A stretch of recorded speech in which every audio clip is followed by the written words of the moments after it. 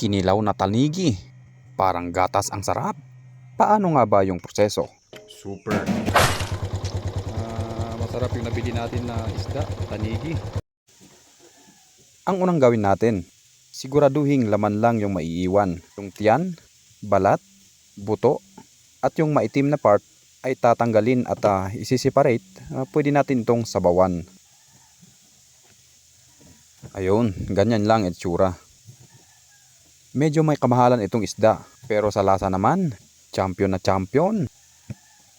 Bihasang bihasa talaga ang tropa nating taga Masbate. Wow! Biruin nyo, ngayon ulit tayo makakita ng kakaibang recipe ng kinilaw. Kapag na-separate naman na yung laman, ay ganito lang yung slice na ating gagawin. Manipis lang siya at siguradong pasok na pasok yung lasa pag atin itong tinimplahan. Sa mga mamahaling restaurant, slice nila ng 4 yan. Tapos stick lang nila, no? Yan. May iwanan yun. Pang sabaw na lang. Sabaw. At pagka na-slice na lahat, ay saka natin ito huhugasan ng tubig. Drain lang natin ito ng mabuti pagkatapos mahugasan. Ngayon, ibabad natin sa suka bago tayo mag-slice ng mga sangkap na ating ihahalo. Mag-slice ng onions at onion leeks. I-prepare na rin yung kalamansi, kamatis at saka luya. Mekos-mekos yung tanigi na naibabad sa suka bago natin i-drain. Sa malinis na lagayan, magbuhos ng kunting suka. Sabay haluan ng gata. Pagpasensyahan nyo na at walang niyog sa aming lugar ngayon, kaya napagdiskitahan namin si Coco Mama.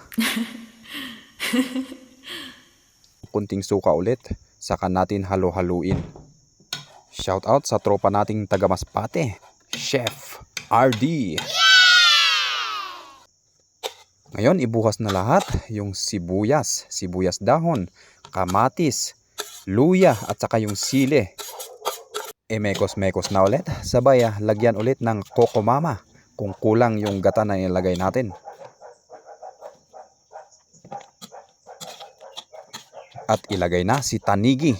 At parang ginugutom na ako agad. Excited na excited. Yes! Timplahan lang natin ito ng asin. Sabay mekos-mekos na ulit. Paano na lang pag may pipino na, no? Ibuhos na rin yung kalamansi na napiga natin kanina. At dahil kulang yung asin ay dagdagan pa natin.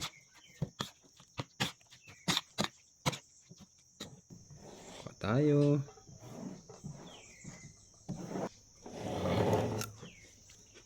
Ang gala. Super.